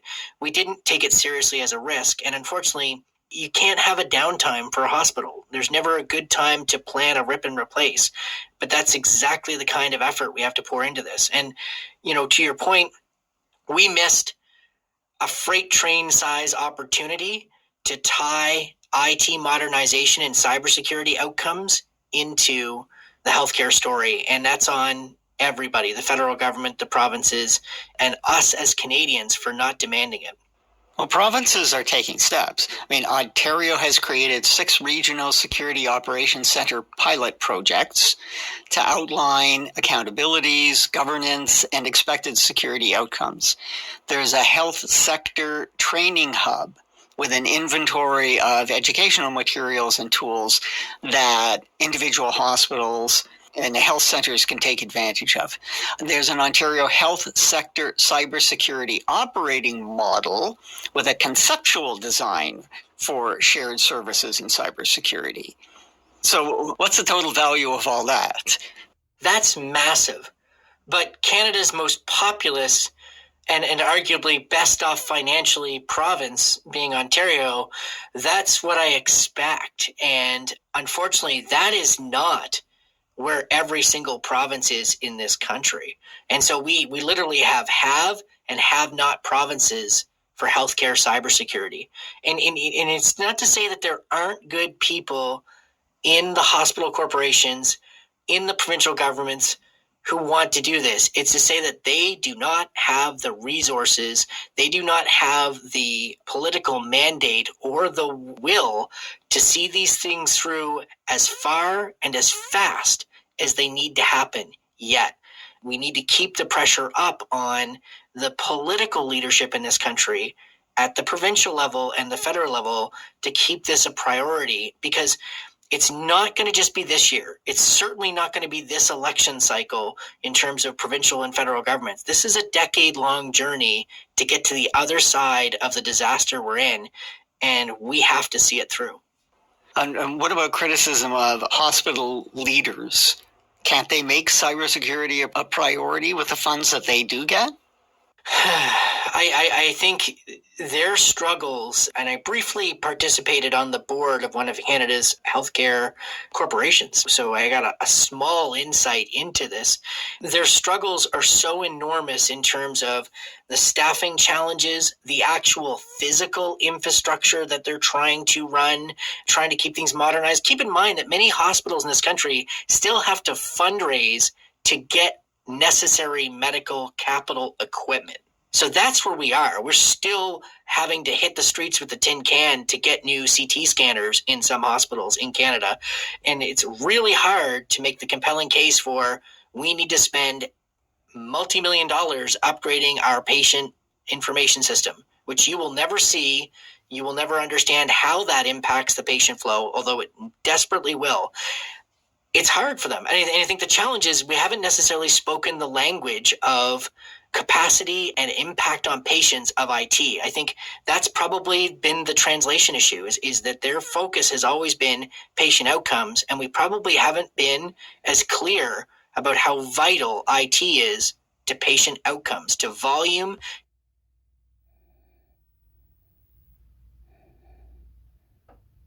Alphabet Boys is a new podcast series that previous Stalin's only daughter flees. They wanted to hold an operation. That's what a lot of projects within Anonymous end up being called, an operation. This one was actually called Project Chanology, in which Anonymous organized protests against the church in the real world. People showed up at locations connected to the Church of Scientology, many of them wearing Guy Fawkes masks. And meanwhile, the online part of Anonymous was using all sorts of tactics to disrupt Scientology's, internet-based operations. So they were doing things that were actually pretty simple in the grand scheme of things, like denial of service attacks. These are not sophisticated online attacks, but they can be effective. Essentially what you're doing is you're targeting a web server and you are sending an enormous amount of traffic to that web server in order to overwhelm it so that it cannot respond to legitimate messages. So like you could target the web server that hosts the Church of Scientology's webpage. And because you have overwhelmed that server, anyone trying to go to the Church of Scientology's webpage is going to get an error message. Again, this is not a very sophisticated attack. There are actually a lot of companies out there that you can work with that specifically look for that kind of attack so that they can prevent it from affecting your web servers. So it's not something that that typically gets used a ton against high-profile targets, because a lot of high-profile targets have moved to adopt these measures to protect themselves against that kind of thing. But these actions marked a real change for Anonymous. Rather than harassing folks and communities just for the lulz, the group began to use its base of skills and decentralized membership and desire to push back against what they saw as overreaching authority to create change both in the real and in the online world. The group would target large financial institutions, which were seen as foundations of power and influence that have a disproportionate amount of control over our lives. They would target government organizations that they felt were corrupt or that were infringing upon people's freedoms, including like issues like agencies like the NSA that were found to conduct espionage on American citizens. They supported social movements like the Arab Spring and Black Lives Matter. They took aim at things like child pornography rings to bring those down. They continue to provide support to Ukraine in its war against Russia. They've used their skills to disrupt Russia's online operations to varying degrees of success. But at the heart of things, Anonymous is still a decentralized organization. In fact, to call it an organization is a bit of a stretch. Anonymous consists of lots of people. How many is impossible to say. There's no official membership for obvious reasons. If you want to be anonymous, you can't have one. And within the group, there are a variety of opinions and political philosophies and values. So not everything attributed to Anonymous is necessarily the result of Anonymous, or at least not of the overall collection of people who identify as being part of Anonymous.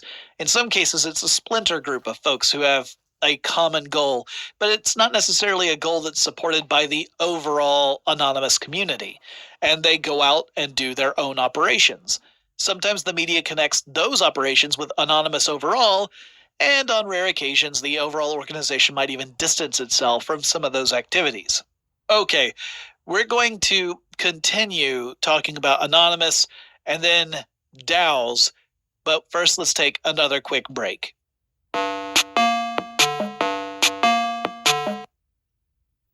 During the summer of 2020, some Americans suspected that the FBI had secretly infiltrated the racial justice demonstrations. And you know what? They were right. I'm Trevor Aronson, and I'm hosting a new podcast series, Alphabet Boys. As the FBI, sometimes you gotta grab the little guy to go after the big guy. Each season will take you inside an undercover investigation. In the first season of Alphabet Boys, we're revealing how the FBI spied on protesters in Denver. At the center of this story is a raspy-voiced, cigar-smoking man who drives a silver hearse. And inside this hearse was like a lot of guns. He's a shark, and not in the good badass way. He's a nasty shark. He was just waiting for me to set the date, the time, and then for sure he was trying to get it to happen. Listen to Alphabet Boys on the iHeartRadio app, Apple Podcasts, or wherever you get your podcasts. I'm Lance Bass, and you may know me from a little band called NSYNC. What you may not know is that when I was 23, I loved country. And it's had been, stolen from. Even though some would say, well, it was due to the fact that they had poor security measures in place. Others said, yeah, but that, you can't blame them for a theft. A theft is an action taken by someone else, right? It's not like they misplaced the money. It's that someone purposefully redirected money. So there was some people who said, let's reverse that transaction, but that means we're going to have to go back in the chain and change that. And as we've said, that means changes all the way forward down the chain from that point. And that can cause a headache for anyone else who's done transactions on this chain. So other people are saying, no. I don't want that to mess with everything else. We don't want to upset the whole apple cart because of this one instance. The theft was awful. It technically didn't violate the rules because the rules were constructed poorly, but it's clearly an awful thing. But we don't want everything else to suffer because of this one incident, so we have to keep it going. Ultimately, Ethereum had a hard fork. The original version of Ethereum continued as Ethereum Classic, and the new version, which returned the funds to the DAO, became Ethereum Blockchain. There are other examples of DAO as well, including Constitution DAO, which formed to purchase a copy of the U.S. Constitution. I referenced that earlier in this episode, and that's an interesting story too. And I have a little more to say about that, but you can go and listen to it right there if you want on this podcast, and then put this on. SBS live streams and podcasts are supported by advertising. SBS is Australia's most trusted multilingual broadcaster. Listen to SBS on the Money with Ricardo Gonçalves.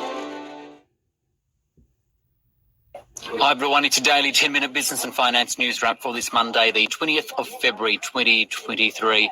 Later, the latest report card for earnings season with Julia Lee.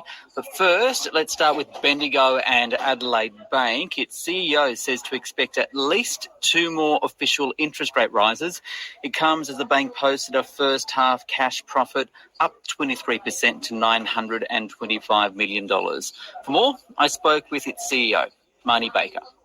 Yeah, well, there is a lot of competition at the moment, and we're seeing it on both sides of the balance sheet. So you're right, for deposits and for loans, but more specifically in the lending area. And, you know, where we're seeing that competition is predominantly through cashbacks. And, you know, as we've spoken about before, that's upfront cashbacks are not an area that we've actually entered into.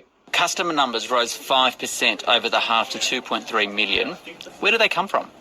Well, they're new customers to our bank, and that's the pleasing thing. And they've come through all of our different brands, but more specifically, they've come through our Up proposition, which is targeted at millennials. So it's a younger demographic. We're hoping that we can, the relationships that we have with them will go through their life journey, but we're also seeing it through our Bendigo Bank brand as well. Okay, still these new customers, along with your existing ones, will have to battle with rising interest rates. First of all, where do you think they'll go? Yeah, well, I think there's at least a couple more interest rate rises to come, and we're probably at this stage, with all that we know, are targeting a terminal rate of around 4%. 43% of your customers are at least 1 year ahead in repayments, 33% are 2 years, and then there's 84% of home loan customers maintaining a financial buffer. So to what extent are you worried about defaults, especially as we start to see that big bulk of customers moving from their fixed rates, those ultra low fixed rates, to the higher variable rates? Yeah, look, of course it's a concern because interest rates have risen so quickly. And so it does put, some people in more challenging positions. But we're staying very close with our customers, and we've been, to ensure that we understand their particular circumstances, because you can run all the data and analysis that you like, but it's really talking to customers and understanding their specific circumstances is where you get the really valuable information. And we do have, and most of them actually have, built up buffers over the last 3 years. But there's definitely a cohort on the edges that, should we get further interest rate rises, are going to find it more challenging. And, and that's what we're here for. So we're encouraging all of our customers to ensure that if they do find that the pressure is coming onto them, to make sure that they are talking to us. A quick couple of comments on branches. We've seen the Commonwealth Bank, I think Westpac as well last week, saying, hey, we won't close regional branches this year.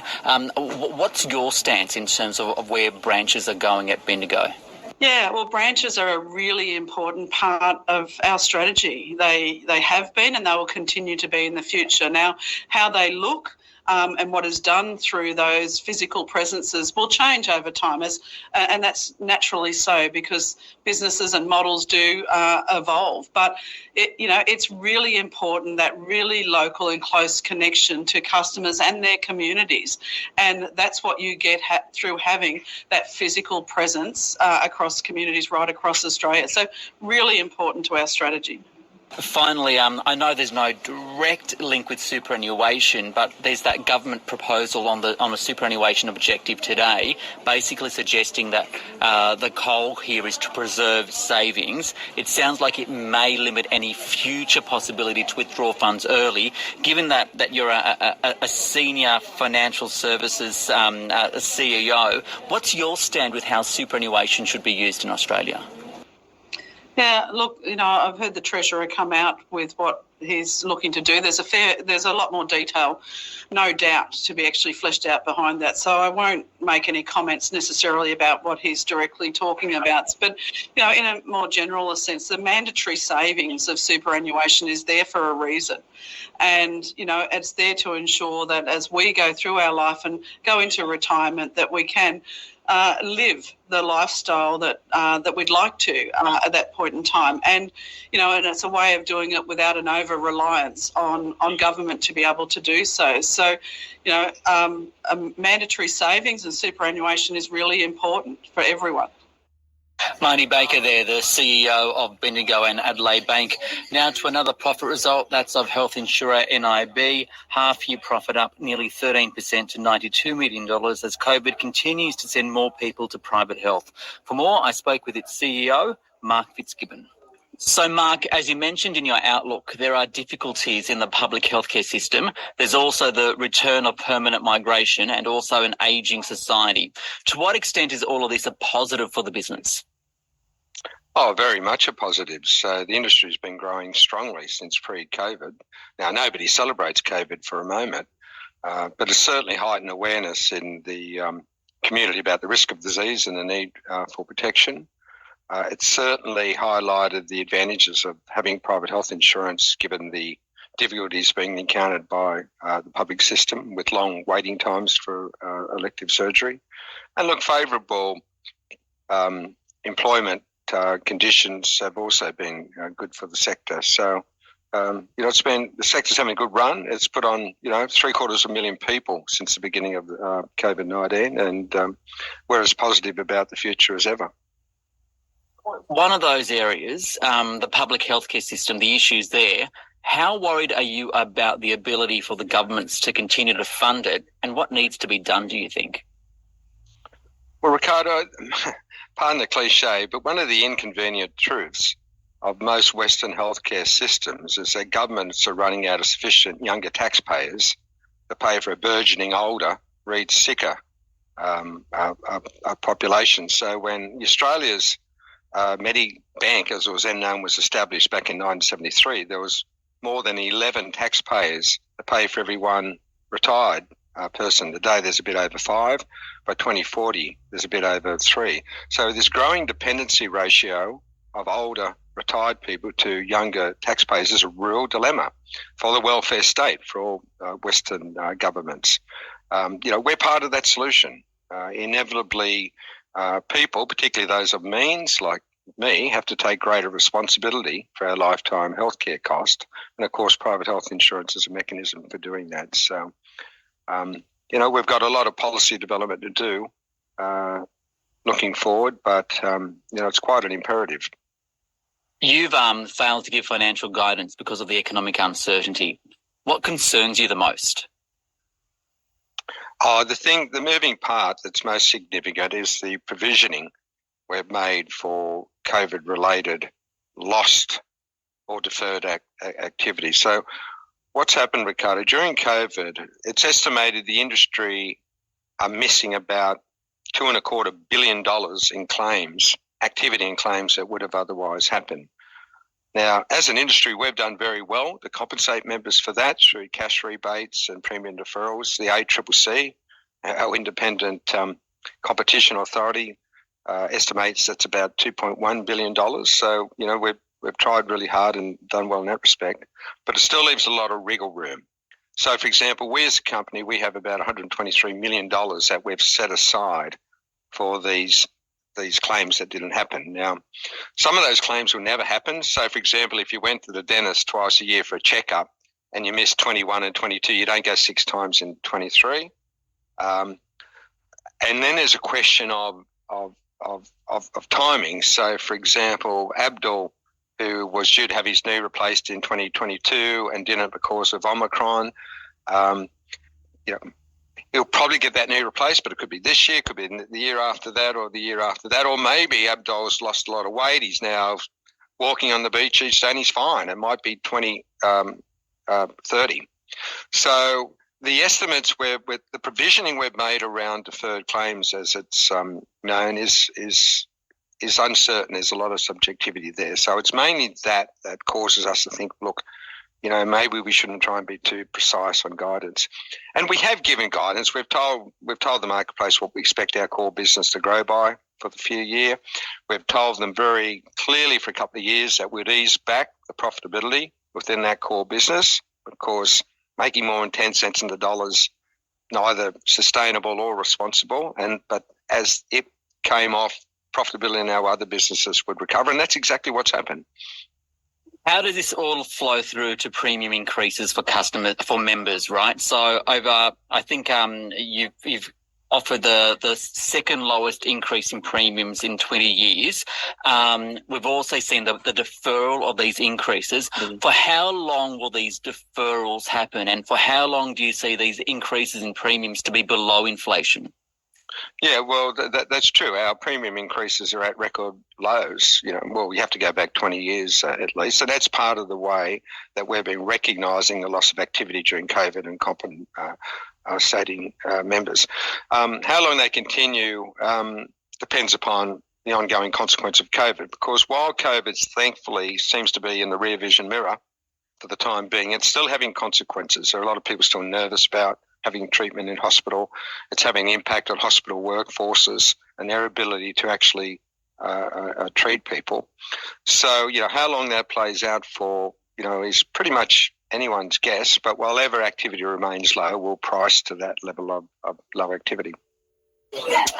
That is Mark Fitzgibbon there, the CEO of NIB. Let's go to the Australian share market now, which rose today, but only just by 0.1%, 7,351. For more on the day's action, including what she thinks is happening with corporate reporting season here in Australia, I spoke earlier with Julia Lee from State Street Spider ETFs. Reporting season is so important because it gives us an insight into how companies are traveling. And if you think about a share price, it's the value of a business. And that really means understanding where profit is coming from and, more importantly, where it's going. So if we have a look at earnings season this time round, what we have seen is that earnings expectations have been falling. Now, before earnings season kicked off at the end of January, the market had been expecting around about 1.5% earnings growth for the entire market. Now we're around about halfway through earnings season. The market's actually expecting to see a slight contraction in earnings for the rest of the calendar year, so down by about 0.4%. From what you've seen so far, what are the themes? Of course, the big theme is interest rates, and in no other sector have we seen it more important than in the financial space.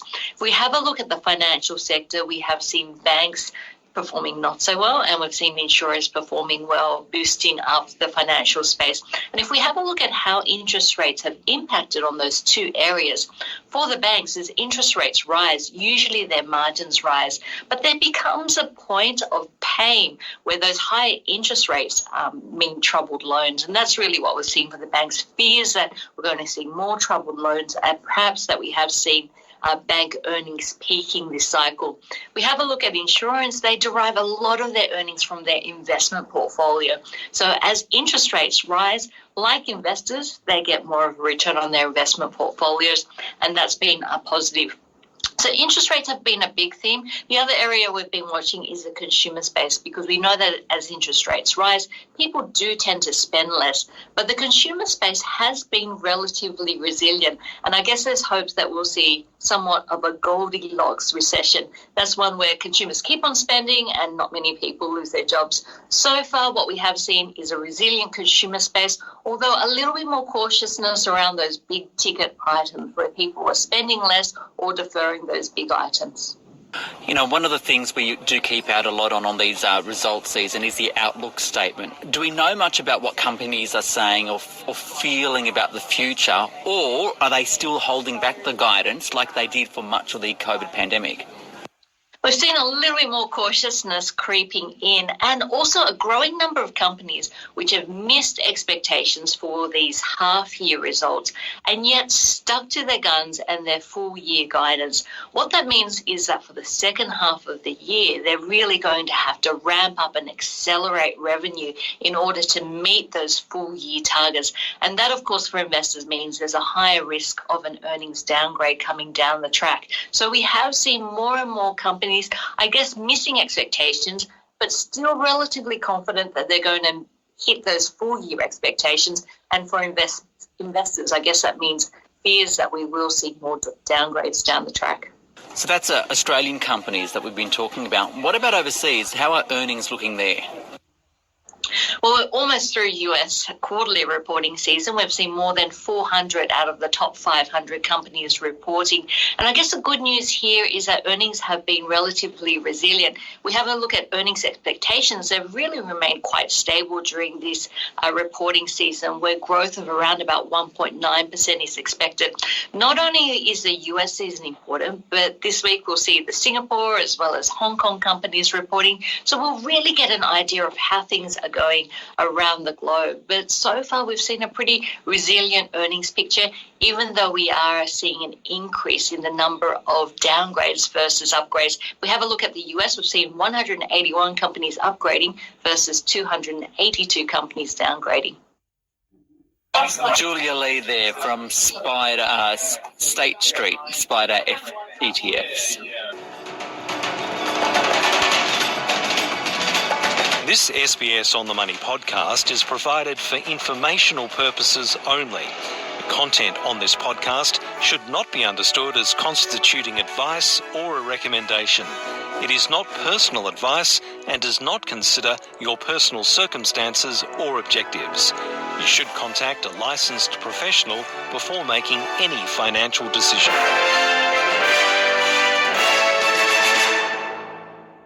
Why do people want to be at work? To feel heard, appreciated, part of something, and to know there's a career path for everyone.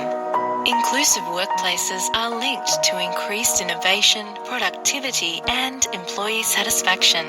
Make your organisation a place where people want to be.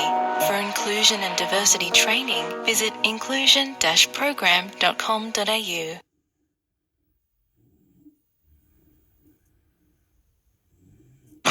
Oui. Je me dis, si ça se trouve, il est en pleine préparation de son deuxième, ma bite, tu vois, enfin, je sais pas. Ma bite. Ah, ma bite. Vous ne croyez pas si bien dire. Ah bon, c'est vrai. Oui. Ah, tu l'as... J'ai dû